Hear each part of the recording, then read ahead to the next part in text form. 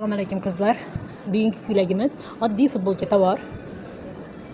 Oddiy futbolka tovarlardan ham o'zi normal göyneklar tiksa bo'ladi. Görünüşünden вечерний göyneklarga o'xshaydi. Kulaklari ustidan bir kostyum yoki pidjak kiysa, уже yoki платок, что-нибудь украшенияsi, уже она богато выглядит. Даже простой ko'ylakdan ham богатый ko'rinishdagi ideyalarni o'ylab topsa bo'ladi. Даже простой matodan ham klassik ko'ylaklarni tiksa bo'ladi. Shunday. Asi gadi, ozgina запиши. Вот такая фасон. На лето. Красивый, oddiy. To'g'risini aytganda ikki chak bilan tikadigan ko'ylak. За 15 минут можно шить такой ko'ylakni. И зато с удовольствием даже 15 лет служит. Hech kim 15 lет giymaydi, lekin долгоиграющий ko'ylaklardan.